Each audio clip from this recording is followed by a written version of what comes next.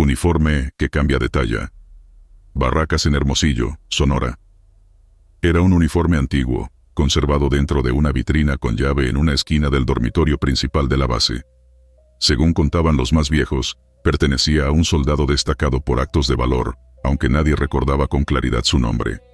La placa identificatoria se había oxidado, y la ficha correspondiente en los archivos digitales había sido marcada como incompleta desde hacía años. La mayoría lo consideraba una reliquia inofensiva, parte del folclore interno de la unidad.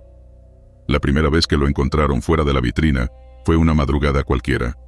Un recluta de nuevo ingreso, que dormía en la litera junto a la vitrina, despertó con una sensación extraña de incomodidad. Al voltear hacia su cama, vio el uniforme completamente extendido sobre su colchoneta, como si alguien lo hubiera colocado ahí cuidadosamente durante la noche. El vidrio de la vitrina estaba intacto, sin señales de haber sido forzado. No había pisadas, ni marcas, ni rastros de manipulación.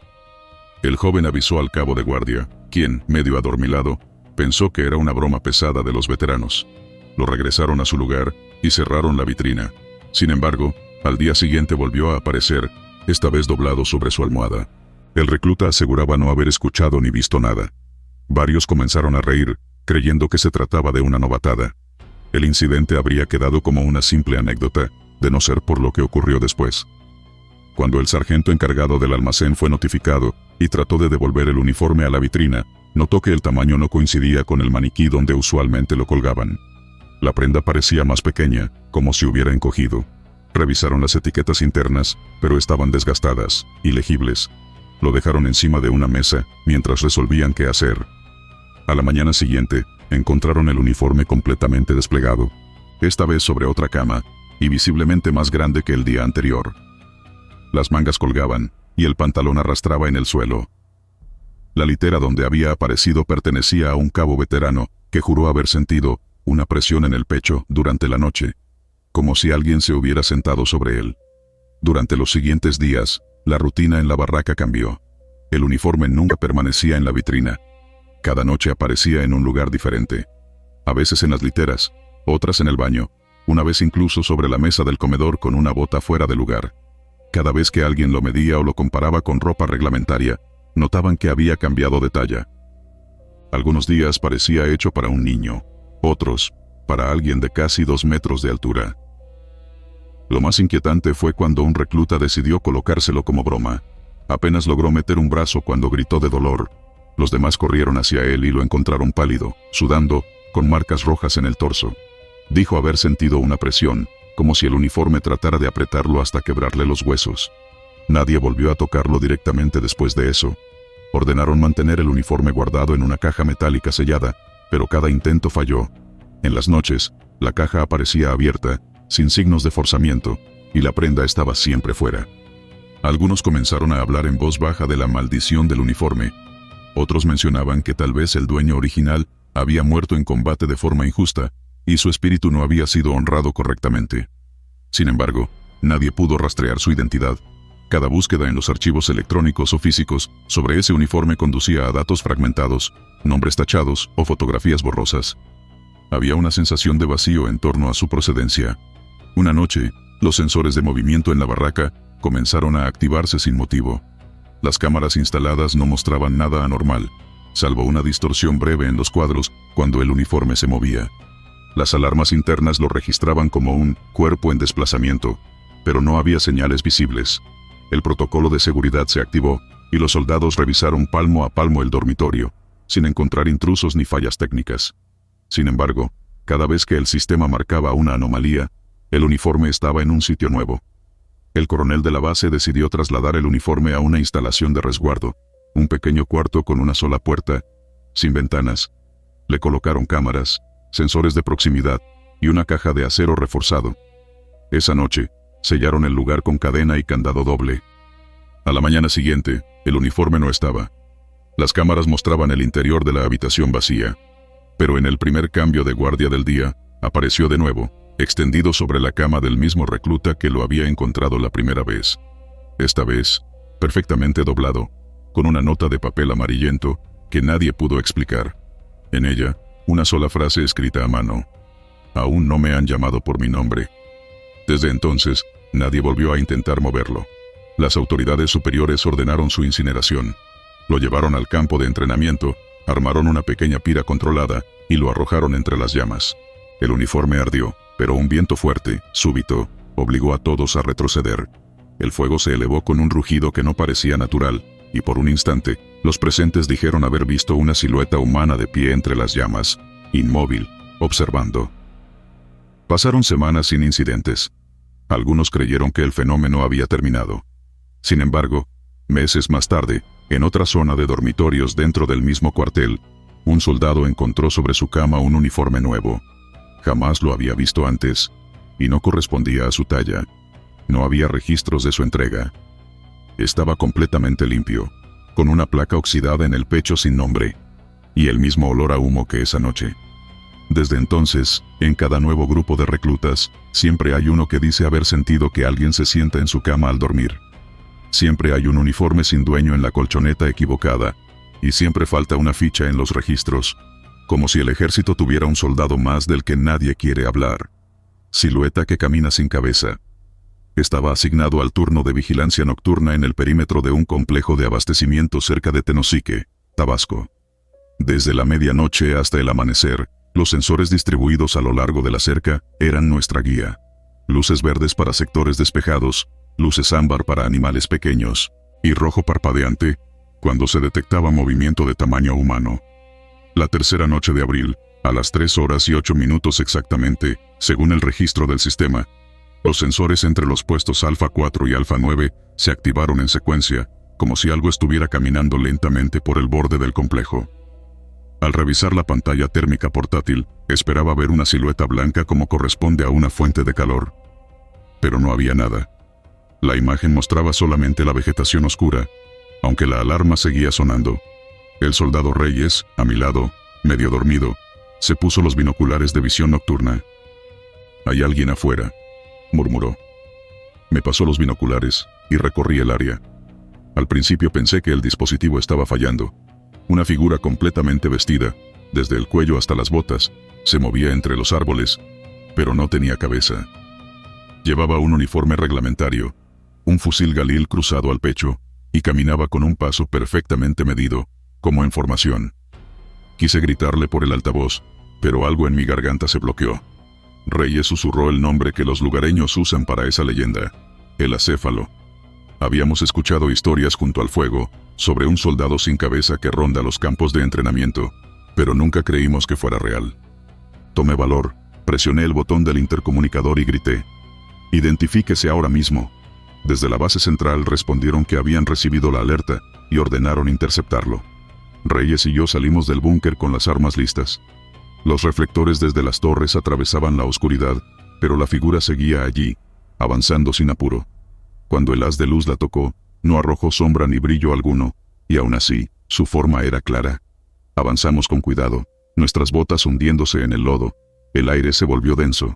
Incluso los grillos y ranas guardaron silencio. La figura pisó la grava frente a nosotros, y las alarmas chillaron más fuerte. Estábamos a 30 metros. Objetivo sin calor visible. Solicitamos captura no letal. Dije por radio, pero solo se escuchó estática.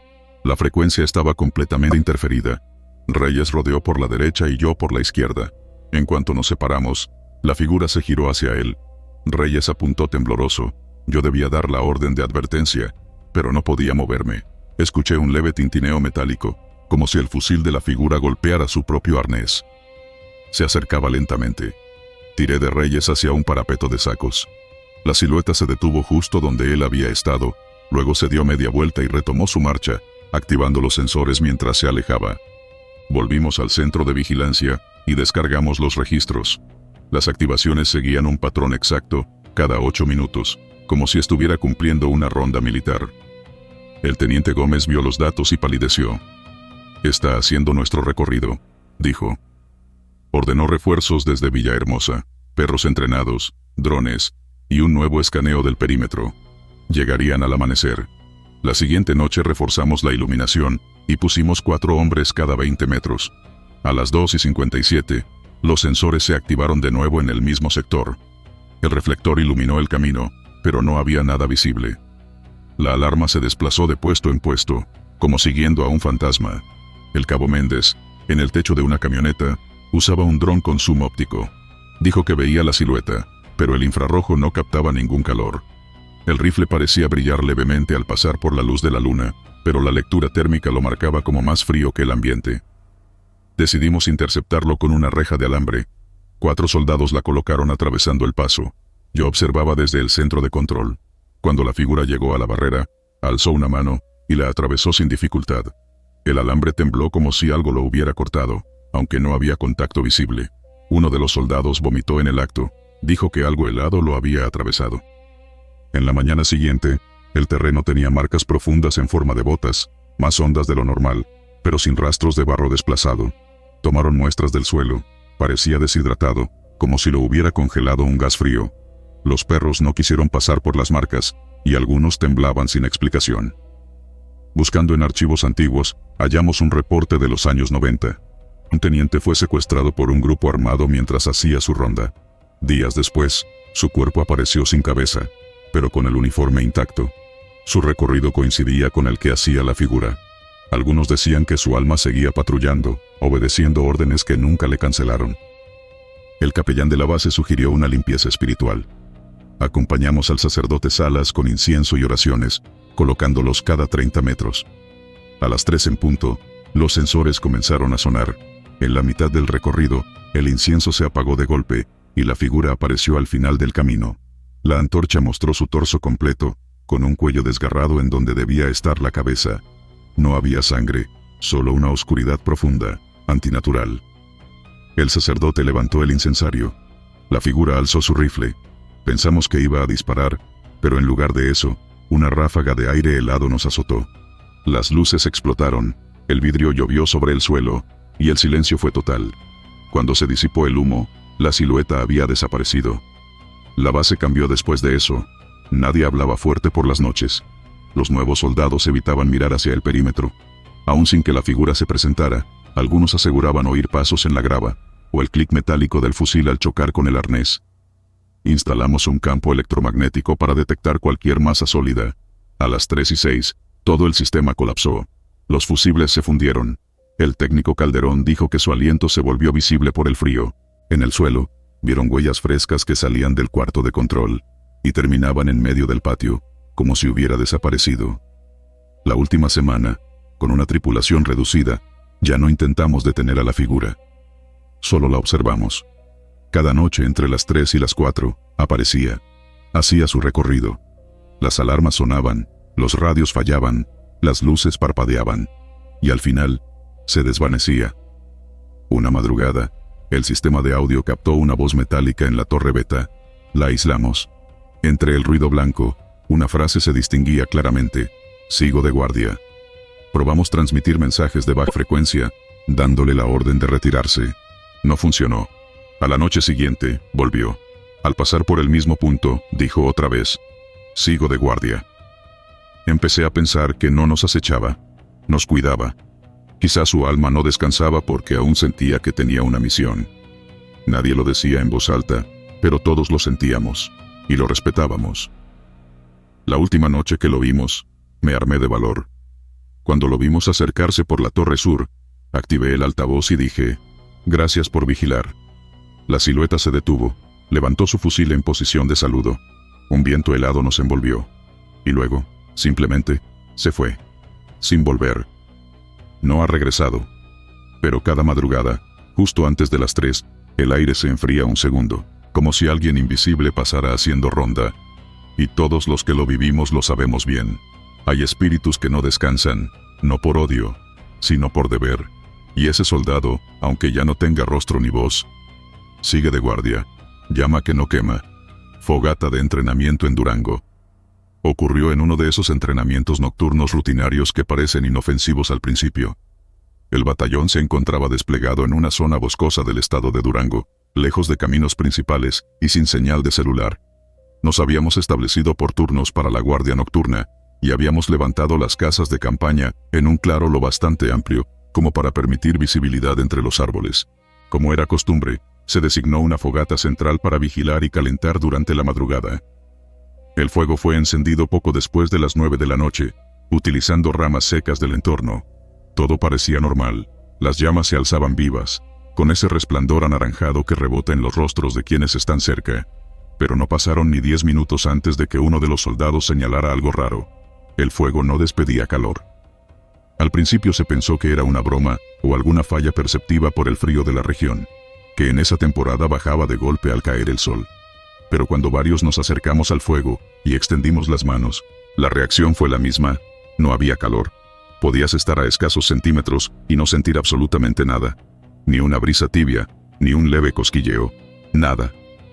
Uno de los compañeros, incrédulo, tomó una ramita con la punta de su rifle y la acercó directamente a la base de la fogata. La dejó allí unos segundos, esperando que se carbonizara como era de esperarse. La sacó después, y comprobamos que la rama seguía igual. Ni tizne, ni quemaduras, ni siquiera chamuscada. Nadie decía mucho, pero el desconcierto ya comenzaba a instalarse como una corriente muda entre nosotros. Revisamos la leña usada, pensando que tal vez había algún tipo de sustancia química o humedad que provocaba ese comportamiento, pero todo estaba seco y común. Hasta olía a madera natural. Fue entonces que uno de los cabos, más osado, colocó el cañón de su arma directamente dentro de la llama.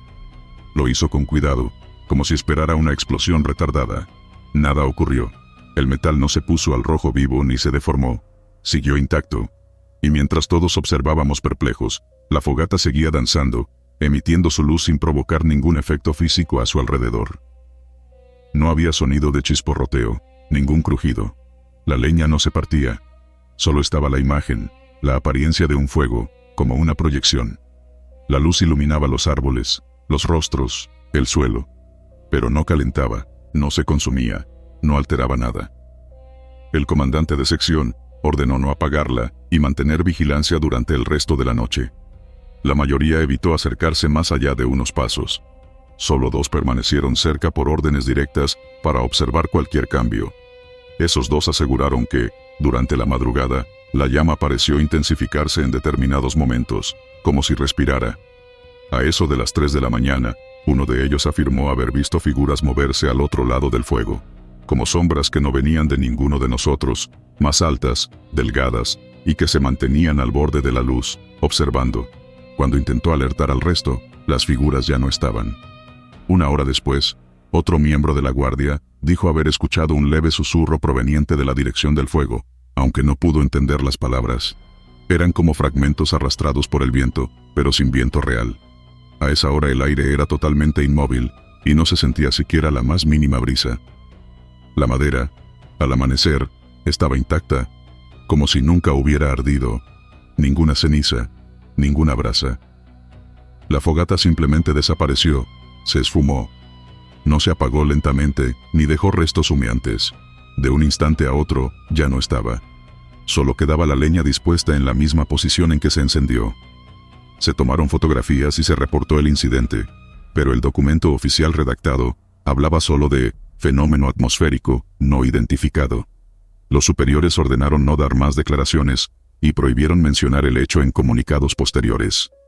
A la semana siguiente, 2 soldados de ese turno de guardia fueron trasladados por cambios psicológicos. Uno de ellos no quería acercarse más a ningún tipo de fuego, ni una estufa, ni una lámpara de gas. Decía que dentro de cada llama podía ver ojos. El otro tenía sueños recurrentes, con figuras envueltas en fuego estático, que le susurraban su nombre. Muchos en el pelotón aún recordamos esa noche. Algunos intentan olvidarla, otros simplemente no hablan del tema. Pero entre nosotros hay una certeza que nadie puede borrar. Esa fogata no era humana. No era natural. No respondía a ninguna lógica física. Se comportaba como una presencia, como si el fuego no fuera fuego, sino algo que nos miraba desde la forma del fuego, algo que se manifestó esa noche por razones que aún no entendemos. Desde entonces, cada vez que nos toca encender una fogata en entrenamiento, alguien lanza una broma nerviosa. Que esta sí queme, por favor. Pero nadie se ríe del todo, porque en el fondo, todos sabemos que eso que vimos en Durango no fue una simple anomalía. Fue una advertencia. Un mensaje en código que todavía no sabemos traducir, y que tal vez no deberíamos. Zapatos que caminan solos. Dormitorio de tropa, Saltillo. Llegué al cuartel de Saltillo una noche calurosa de agosto. asignado para revisar los registros de seguridad tras una serie de alertas inexplicables. A simple vista, el lugar no tenía nada fuera de lo común. Pasillos grises de concreto, olor a betún, literas ordenadas como en cualquier otro destacamento. Pero los soldados con los que crucé palabra cargaban algo más en la mirada, una inquietud discreta, como si la noche allí durara un poco más de lo que debería. El rumor me alcanzó antes de terminar de firmar en el registro de entrada. Las botas del cabo Herrera siguen patrullando. Lo dijeron en voz baja, entre broma y oración. A las 2 de la mañana en punto, según los informes, un par de botas militares cruzaba el pasillo solas. Nadie las arrastraba, nadie jugaba con hilos ni había trucos evidentes. Al principio lo tomaron como una broma macabra, hasta que una cámara de seguridad captó el fenómeno. El personal que revisó el video en tiempo real no volvió a bromear. Un sargento incluso pidió licencia médica tras desmayarse viendo la grabación. Pedí acceso al archivo. Me senté en la sala de monitores con las luces apagadas y los auriculares puestos. El reloj marcaba exactamente las 2. La imagen era clara. Pasillo vacío, luces fluorescentes parpadeando. 12 segundos después, una de las botas dio un paso, raspando apenas la cerámica. La otra la siguió. El ritmo era irregular, casi humano. 3 pasos. Pausa. 3 más. A mitad del corredor, giraron como si alguien estuviera inspeccionando las puertas. En el audio se coló un chirrido metálico, igual al que hace la puerta del cuarto de armas al abrirse. Al final del recorrido, las botas se detuvieron justo frente a la cámara, inmóviles, hasta que el video terminó. 92 segundos. No había edición, ni cables, ni sombras humanas. Los sensores de movimiento registraban la actividad a la misma hora cada noche. Uno de temperatura detectó una caída repentina de 4 grados justo donde pasaban las botas, como si algo invisible absorbiera el calor del aire. Esa evidencia me inquietó más que las imágenes. Decidí revisar el antiguo dormitorio del cabo Herrera. Su litera estaba vacía, pero el colchón conservaba la forma de un cuerpo acostado. A los pies, una cobija perfectamente doblada. La baúl de madera, entreabierto, solo contenía una placa militar. Herrera, Unidad K9, con la cadena rota. Un olor a tierra húmeda impregnaba la zona, como si acabaran de excavar una trinchera ahí mismo. Cerré la tapa del baúl y sentí un leve temblor bajo la palma, como si algo dentro se hubiera movido. Esa noche decidí quedarme en la sala de vigilancia. A la 1:45, las luces del pasillo titilaron. A las 2 en punto, los perros del área de adiestramiento comenzaron a aullar con fuerza. En la pantalla, las botas emergieron desde la sombra del dormitorio. El mismo andar pausado, pero esta vez, un nuevo detalle. Dejaban un rastro húmedo, como barro recién pisado. Corrí escaleras abajo con la cámara del celular encendida. El pasillo estaba helado, el aire denso. Las botas seguían su ruta, las agujetas suspendidas como flotando en una brisa inexistente. Se detuvieron. Giraron hacia mí. El corazón me golpeó el pecho. Pude escuchar el crujir del cuero como si alguien flexionara los pies dentro. Dieron 2 pasos en mi dirección. Retrocedí hasta toparme con la pared. Las botas se quedaron quietas, luego giraron lentamente y siguieron su camino hasta desaparecer por la salida. Aquella puerta, según el reglamento, debía estar cerrada con seguro. Al amanecer, el comandante ordenó sellar el pasillo por mantenimiento. En privado, me mostró una carpeta con 2 declaraciones firmadas por soldados que afirmaban haber visto, junto a las botas, una figura borrosa con uniforme rasgado, cargando su arma y marchando en silencio. Era Herrera, decían, sin cabeza visible, rodeado de una neblina gris. Los documentos estaban marcados como confidencial. Caminé hasta la lavandería detrás del comedor. El olor a tierra me guió. Bajo una lavadora encontré un charco marrón. El tambor giraba aunque el interruptor estaba apagado. Dentro flotaba un uniforme empapado, con la etiqueta de servicio de Herrera aún cosida en el cuello. Me crucé con el soldado Sosa, quien dormía en la cama frente a la de Herrera. Tenía ojeras profundas y voz temblorosa. Me contó que cada noche, a las 2, se escuchaban pasos en el dormitorio. Paso, arrastre, paso. Cada vez que abría los ojos, las botas estaban frente a una cama distinta, mirando al ocupante. Una vez sintió algo frío presionando su pierna. Desde entonces duerme sin cobija, con miedo a volver a sentir ese contacto. Sosa me acompañó a recorrer la ruta que Herrera solía patrullar. El sol caía, y la selva aledaña zumbaba de insectos. Al llegar cerca del área de motores, me señaló una losa con marcas de explosión. «Aquí cayó la granada», dijo. Sobre la pared cercana, Un casillero metálico vibraba suavemente. Al abrirlo, 4 pares de botas estaban alineadas. Uno de los pares cayó de golpe al suelo, de pie.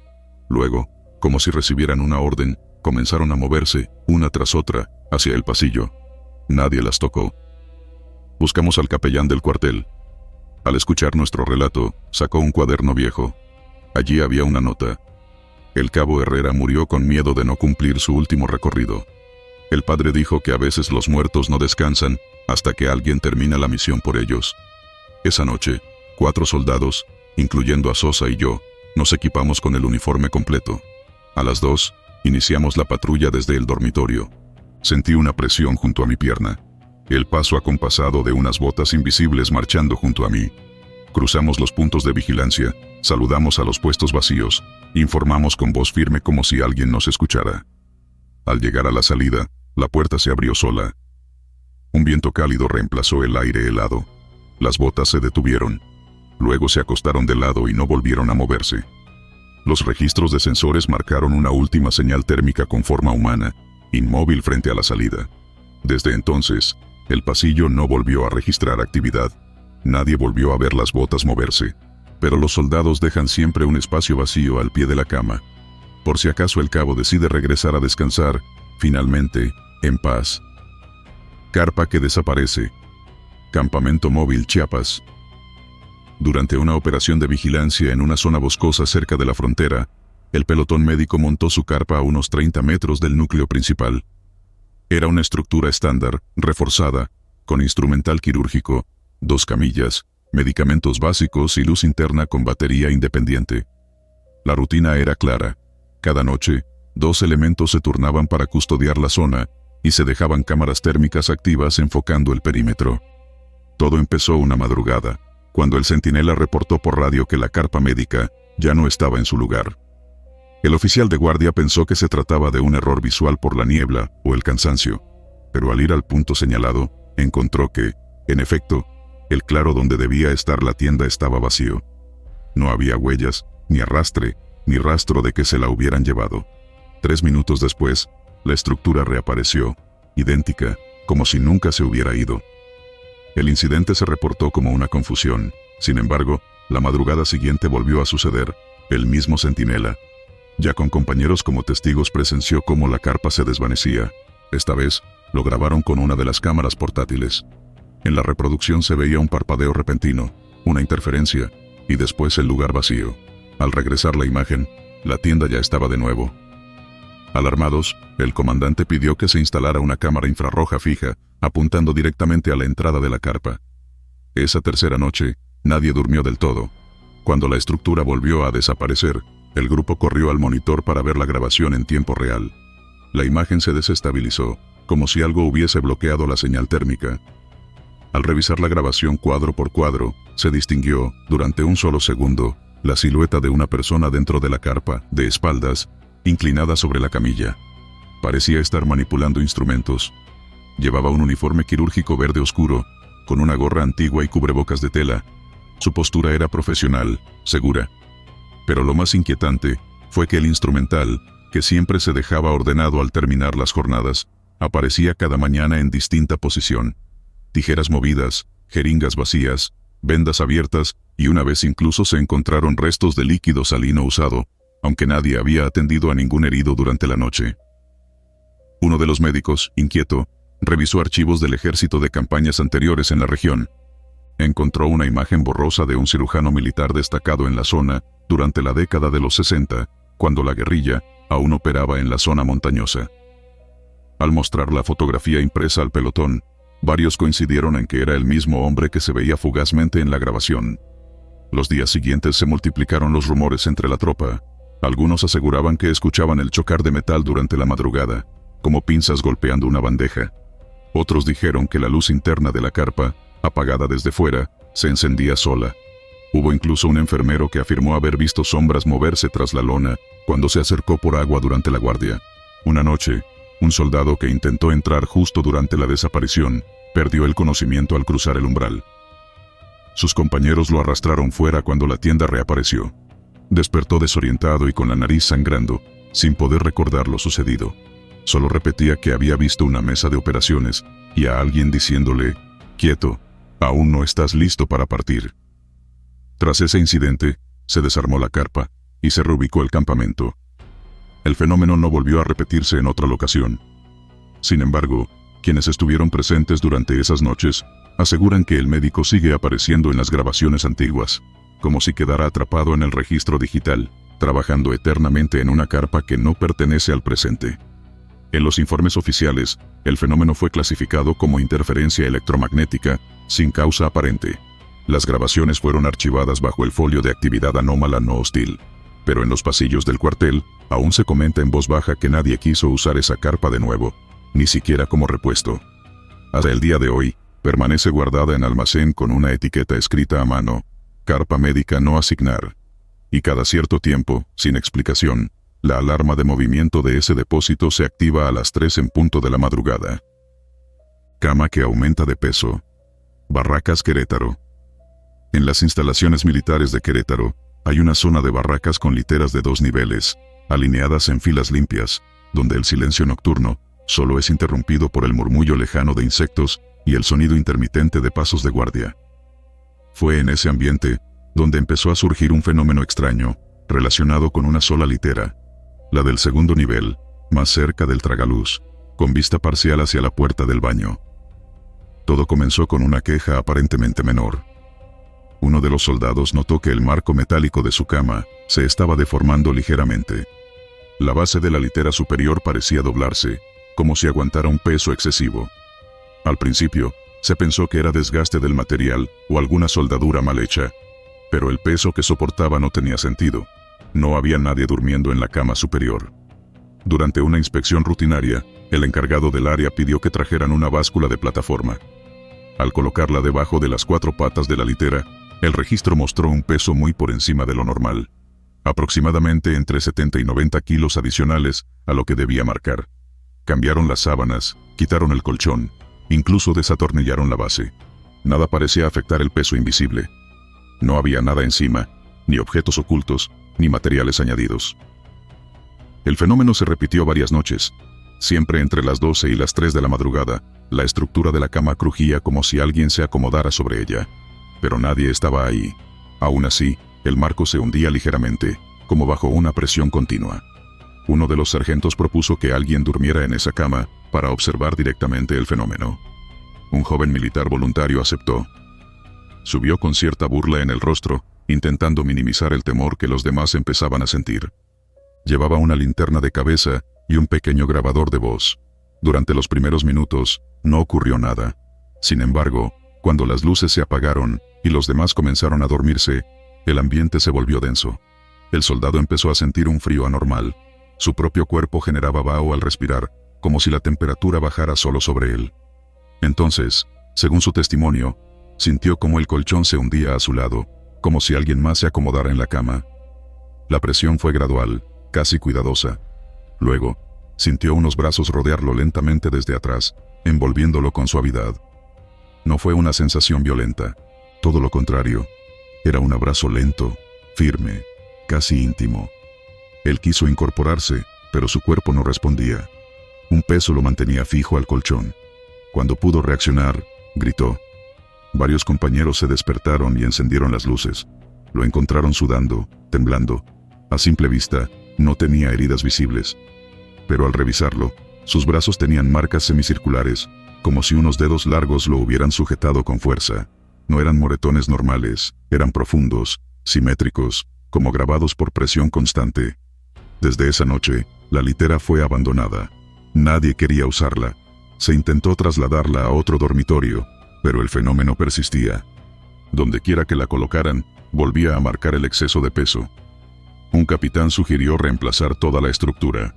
Sin embargo, incluso con una litera nueva, colocada en el mismo lugar, la anomalía continuaba. Se llevaron registros, se instalaron cámaras nocturnas. Una madrugada, el video mostró algo inexplicable.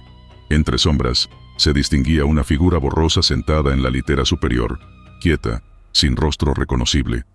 La imagen duró apenas 2 segundos. Luego, desapareció.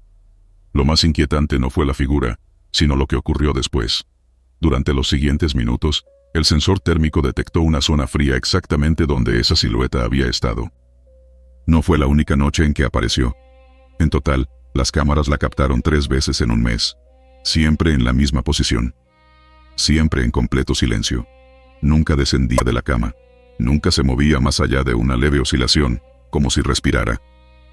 Ante la presión de los reclutas, se decidió clausurar esa zona del dormitorio.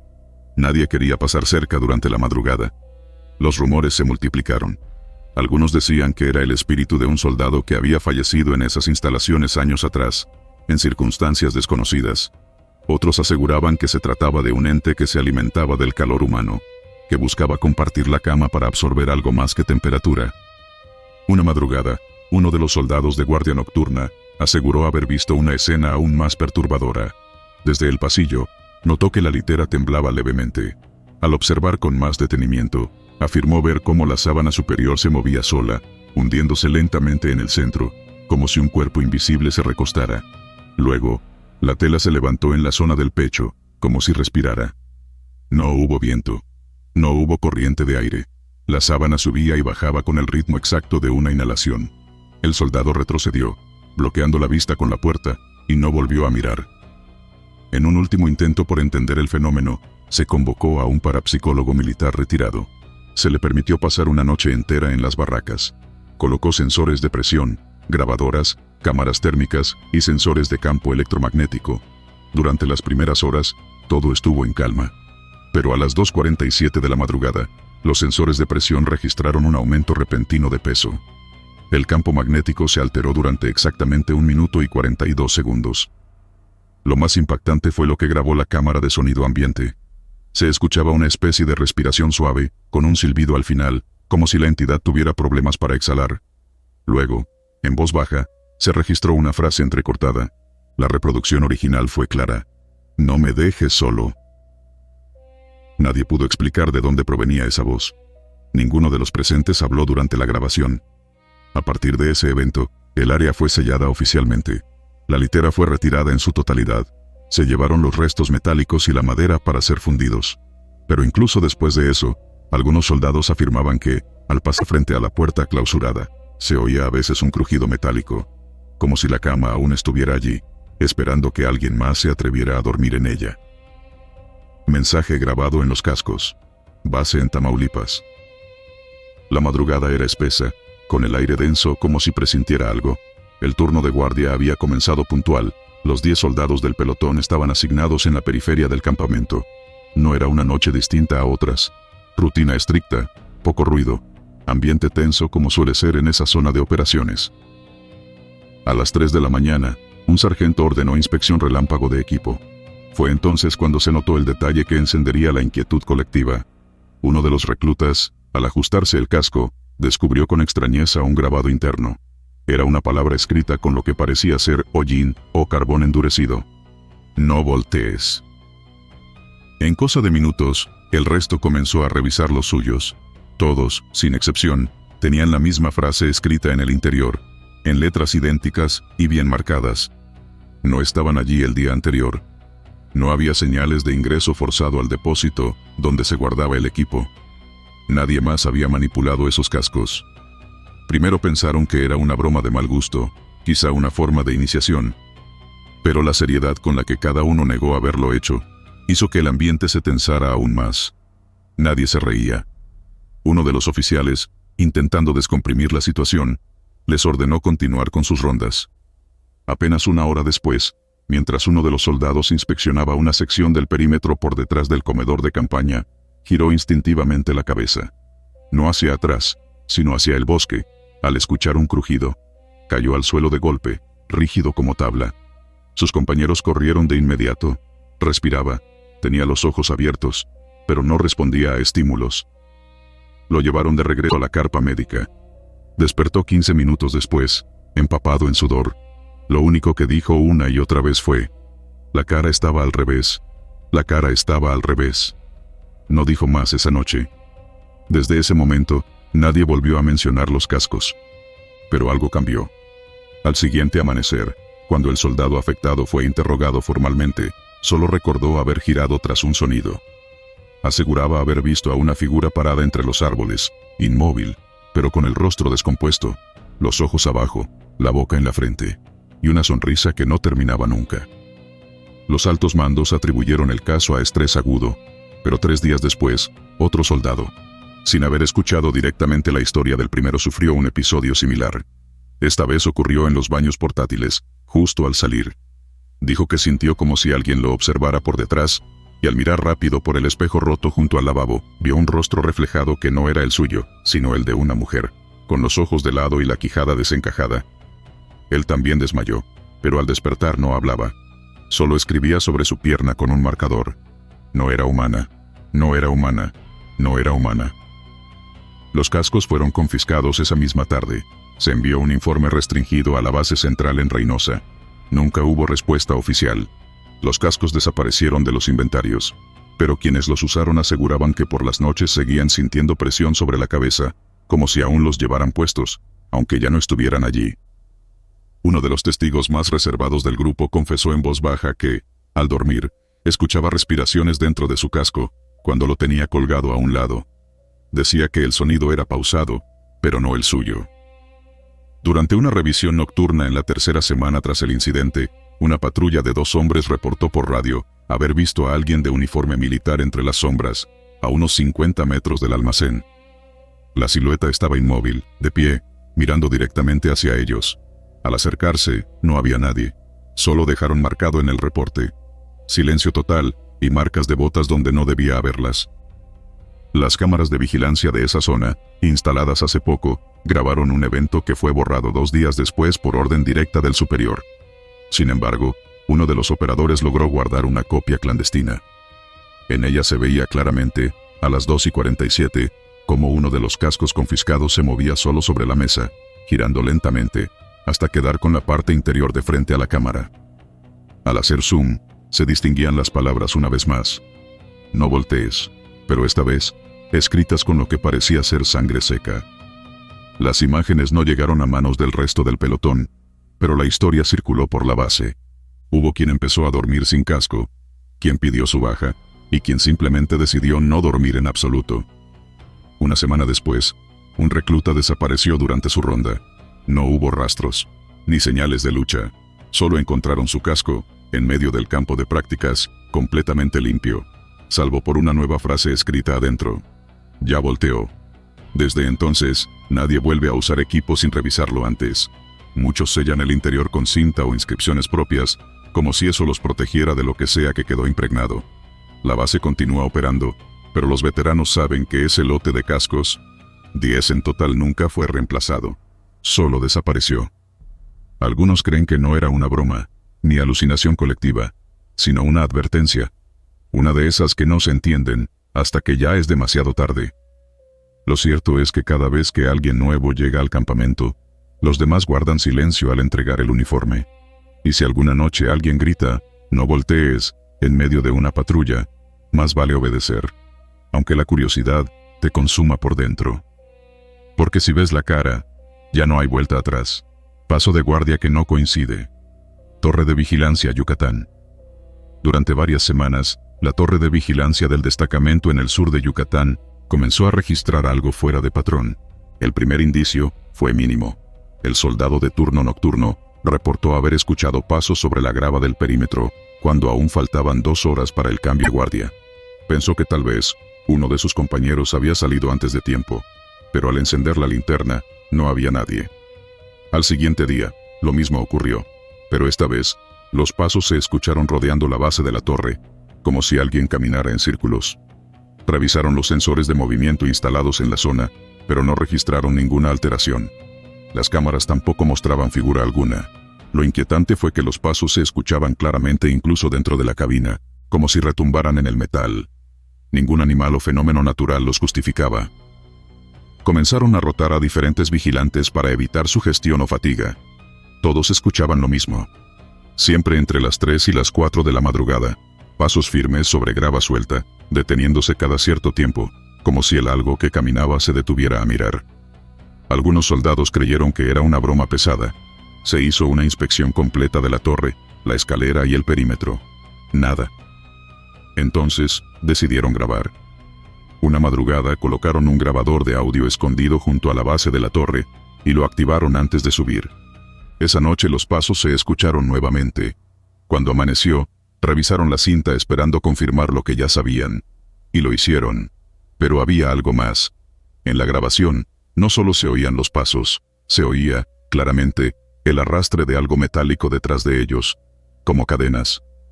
Lo más perturbador fue que el sonido no se asemejaba al que los soldados decían haber escuchado. Ellos nunca mencionaron cadenas, solo pasos. Era como si el aparato captara algo que el oído humano no. El comandante ordenó cruzar los horarios del audio con los registros de los sensores de movimiento. La grabación era entre las 3:17 y las 3:24. Los sensores no detectaron nada. En ese mismo instante, el centinela juraba haber escuchado caminar bajo la torre. La grabación fue enviada a la comandancia para análisis. Técnicamente, el sonido de pasos y cadenas era real, no alterado. Pero no tenía fuente visible. 2 semanas después, otro hecho extraño ocurrió. Un soldado bajó de la torre a mitad del turno, visiblemente perturbado. Afirmaba haber visto una figura con uniforme antiguo, parada entre los árboles, inmóvil. No supo si era una alucinación, pero no quiso volver a subir. A la tercera semana, se intentó reforzar la vigilancia con doble turno. 2 soldados por noche, armados y con cámaras térmicas. Las imágenes captadas esa noche causaron preocupación. A las 3:20, uno de los soldados señala hacia el fondo de la selva. La cámara capta un leve cambio de temperatura a nivel del suelo. Una figura larga, vertical, delgada. No tiene forma definida, pero la imagen muestra un contraste térmico que se mueve lentamente de izquierda a derecha. No hay pies, no hay cara. Solo una mancha de calor desplazándose. En la grabación de audio de esa misma noche, se escucha un susurro antes de que comiencen los pasos. Un susurro que dice, casi indescifrable, no es su hora. Después de esa noche, un soldado solicitó su baja temporal. Decía haber soñado con la figura. En el sueño, estaba encadenada, caminando en círculo, repitiendo su ruta una y otra vez sin poder detenerse. Su rostro no era visible, solo un casco oxidado y una boca cubierta por tela, como un vendaje. Se decidió suspender las vigilancias nocturnas desde la torre. En lugar de eso, se reemplazó con patrullaje móvil. Pero el problema no se detuvo ahí. A pesar de que la torre quedó vacía, algunos soldados que dormían en las barracas cercanas aseguraban escuchar los pasos a lo lejos, en la grava. Incluso a cientos de metros, se escuchaban con la misma nitidez, como si fueran parte del suelo mismo. Uno de los cabos intentó hacer un registro en bitácora de cada noche en que se escuchaban los pasos. Curiosamente, coincidían con fechas señaladas del calendario militar antiguo. Fechas donde, según los registros de archivo, antiguamente se hacían patrullajes nocturnos por escuadrones que ya no existen. Incluso la numeración de una de las grabaciones coincidía con el antiguo código de un pelotón desaparecido en combate hace décadas en esa misma zona. Una noche, un grupo decidió hacer contacto. Bajaron al suelo cuando comenzaron los pasos, con linternas y radios en mano. Rodearon la torre y se mantuvieron en silencio. A las 3:21 exactas, escucharon los pasos venir desde el norte. Nadie visible. La grava se movía sola. Un soldado gritó. Dijo que algo le respiró en el oído. Cayó desmayado. Al revisarlo estaba helado, pero sin daño físico. Tardó horas en recuperar el habla. Lo único que dijo fue, él no quería morir ahí. La historia comenzó a tomar fuerza entre los pelotones nuevos. Algunos se negaban a tomar servicio nocturno cerca de la torre. Otros afirmaban que quien escucha los pasos más de 3 veces seguidas, comienza a soñar con los recorridos. Caminos circulares, idénticos, sin salida. Donde al final, al voltear, encuentran una figura con rostro oculto, arrastrando cadenas que se enredan en los pies del soñador. La torre fue desmantelada a los 3 meses. El comandante nuevo pidió cerrar el caso. El terreno quedó baldío. Sin embargo, hasta el día de hoy, cuando cae la madrugada y todo está en silencio, algunos soldados juran que, si uno presta atención y calla lo suficiente, se siguen escuchando los pasos. Sobre la grava, siempre en la misma ruta, siempre a la misma hora, aunque no haya nadie más ahí.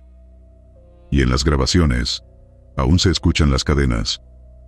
Carta que aparece en el bolsillo. Cuartel en Morelia.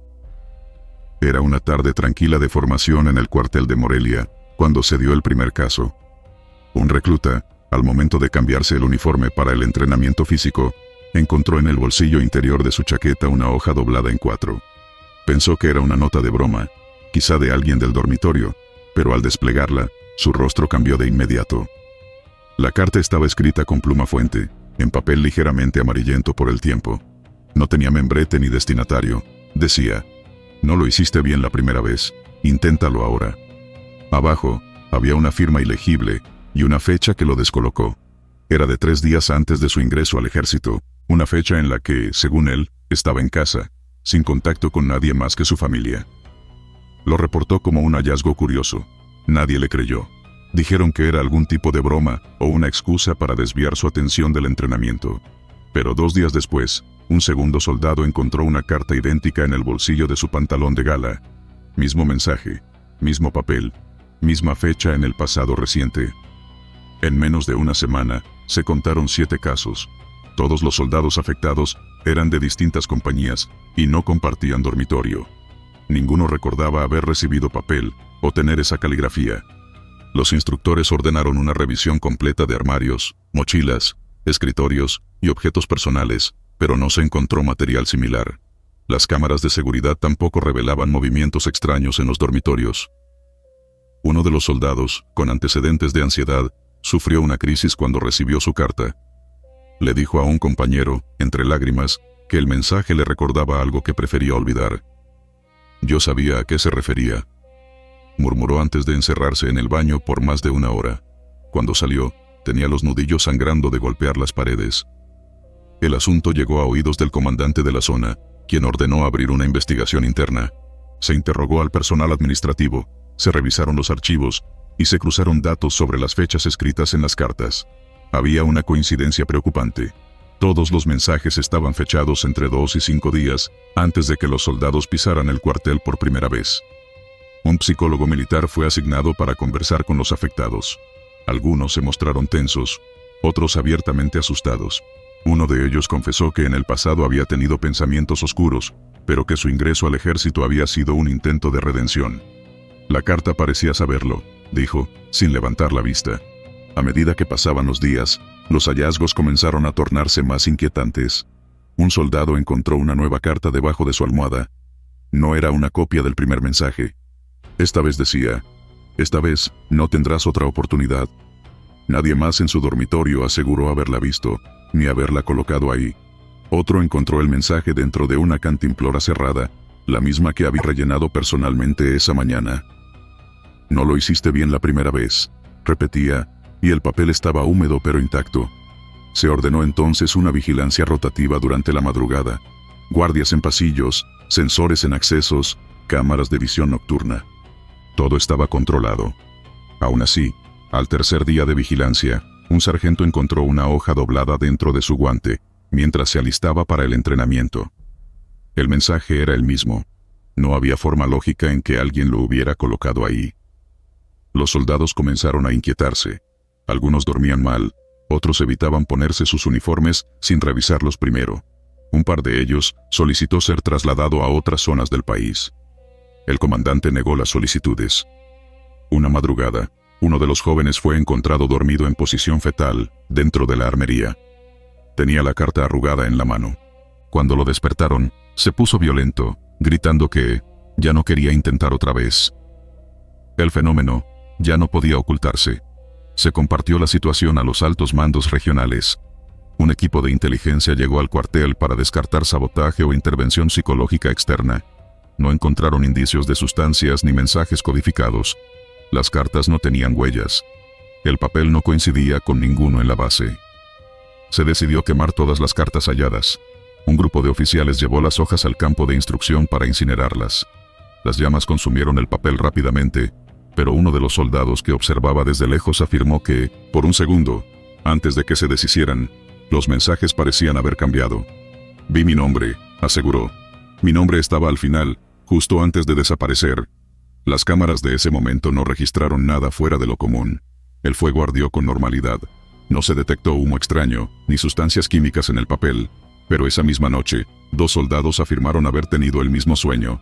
Estaban en un cuarto oscuro, leyendo una carta con sus nombres escritos en tinta roja. Cuando intentaban gritar, la boca se les cerraba. El psicólogo militar tomó nota de los sueños y los comparó. Las descripciones coincidían demasiado, incluso los detalles del entorno. Un foco colgante, el mismo sonido de un reloj sin manecillas, la misma sensación de que alguien estaba observándolos desde detrás. Uno de los soldados desertó sin dejar rastro. Su cama estaba intacta, pero en el casillero dejó una carta escrita a mano. Lo intenté, pero la primera vez ya no se puede arreglar. La comandancia ordenó silenciar el caso. El informe final concluyó sin responsables, sin causas aparentes, y con la recomendación de rotar periódicamente al personal de ese cuartel. Hasta hoy, los soldados que estuvieron allí no olvidan las cartas. Algunos afirman que jamás recibieron más, pero no se atreven a confirmar si siguen revisando sus bolsillos todos los días al despertar. Otros dicen que, en ciertos sueños, todavía sienten la textura áspera del papel entre los dedos, y leen las mismas palabras como un eco eterno que no los deja en paz.